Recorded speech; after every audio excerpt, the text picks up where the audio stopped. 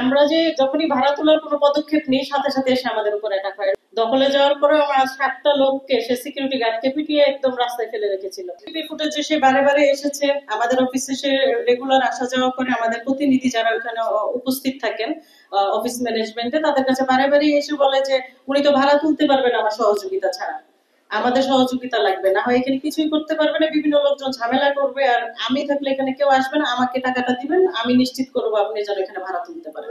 এটা হচ্ছে রফিকুল ইসলাম কাজল।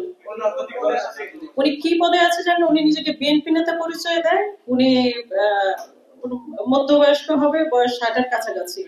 আপনাদের নিজের প্রতিষ্ঠান, আপনারা কেন ভাড়া তুলতে পারবেন? আমরা ভাড়া তুলতে পারবো না, সম্ভবত ভাড়া তুলতে যাচ্ছি। ভাড়াটিয়াদের যে ধরনের প্রতিক্রিয়া, আমরা এ পর্যন্ত 6টি থেকে 7টি নোটিশ করেছি আমরা দখলে যাওয়ার পর, যে আপনারা এসে বসেন, কার কি অবস্থান আছে সেই অবস্থান থেকে আমাদের কে সহযোগিতা করেন। আমরা মূল মালিক আছি, তারা দোকানদাররা মিলে যেন প্রতিনিধি হয়ে আমাদের কাগজপত্র দেখে একটা প্রশাসনিক মানে কারোর মাধ্যমে যেন এখানে হয়, একটা সুরাহা হয়। দখলে ছিল না সে 8 সালে যখন আওয়ামী লীগ দখলে আসে, সেই দখলে আসার পর থেকে তারা আমার বাবাকে মিথ্যা মামলা দেয়, আমার বাবাকে জেলে পাঠায় মিথ্যা মামলা দিয়ে। তারপরে যখন ফিল্ডটা ওপেন, সেখানে তারা নিজেরা দখল করে নিয়েছে। আর লিটু আর তিতু ওই এলাকার ত্রাস, এটা সবাই এটা সম্পর্কে অবহিত, সেটা সবাই জানে। তো সেখানে যাবার কোনো সুযোগ নেই। তারা সবসময় মানে সন্ত্রাসী বাহিনী ওখানে লালন পালন করে। ওখানে তো এখনো পর্যন্ত ভীতিকর অবস্থা সৃষ্টি হচ্ছে। দখলে যাওয়ার পরে আমার 7টা লোককে সে সিকিউরিটি গার্ডকে পিটিয়ে একদম রাস্তায় ফেলে রেখেছিল। আমাদের উপর এই পর্যন্ত 3বার অ্যাটাক হয়েছে। আমরা যে যখনই ভাড়া তোলার কোনো পদক্ষেপ নিই সাথে সাথে এসে আমাদের উপর অ্যাটাক হয়। বিভিন্ন সিসিটিভি ফুটেজ ওখানে অক্ষত আছে, আমরা পুলিশকেও দিয়েছি। পুলিশের থেকে আমরা কোনো সহযোগিতা পাইনি। ভাড়াগুলো তুলে নিয়ে যাচ্ছে সে আহমেদ আলী প্রেম, তারপর আপনার কুতুবুদ্দিন। বিভিন্ন প্রমাণ আমরা পুলিশকে দেখিয়েছি। প্রশাসনিক খরচ নামেও তারা খরচ তুলে নিয়ে যাচ্ছে এই দোকান থেকে। তারা এসে চাপ দিয়ে নিয়ে যাচ্ছে যে আগের মালিক যিনি আছেন সেই মালিকরাই ভাড়া নিবেন, আমরা মালিক হিসেবে তাদেরই চিনি, আপনাদের চিনি না। কেন? ভাড়া তো এত বছরের থেকে তারাই দিয়েছে, এই ভাড়াটা এগুলো তাদের আনা। আমরা তো রিসেন্টলি দখলে গেলাম ফেব্রুয়ারি মাসে।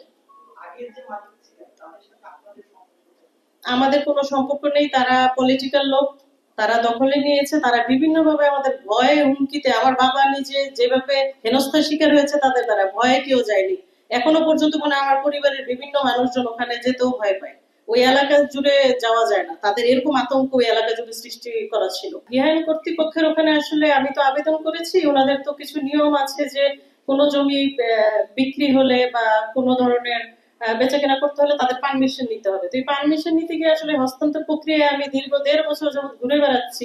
ওনারা বিভিন্ন মানে দেখাচ্ছে যে এই সমস্যা ওই সমস্যা, বা দিলে এক টেবিল থেকে আরেক টেবিলে যেতে তাদের মাসকে মাস সময় লাগছে, সেখানে একটা সাইন হতো মাসকে মাস সময় লাগছে। তো বিভিন্ন সময় আর কি আমরা এখনো কিছু গোপন তথ্য পেয়েছি যে তারা নিজেরা আবার যেমন পুনরায় এটিকে বরাদ্দ দেওয়ার চেষ্টা করছে। যেহেতু অনেকদিন আমাদের দখলে ছিল, ওনারা ভেবেছে হয়তো আসলে দাবিদার কেউ নেই বা কোনো কিছু এরকম। ওনারা গণপূর্তের বিভিন্ন কর্মকর্তা এটার মধ্যে জড়িত। আমি যা জানতে পারলাম যে পুনরায় বরাদ্দ বা অন্যভাবে কোনো প্লট তৈরি করার একটা পরিকল্পনা করছে, বিধায় আমার এই কাজটাকে তারা সম্পূর্ণ হতে দিচ্ছে না। আমি নিয়মতান্ত্রিক উপায়ে যেভাবে প্রত্যেকটা কাজ করতে হয় সেভাবেই করে যাচ্ছি, তাদেরও সাহায্য সহযোগিতা নিচ্ছি।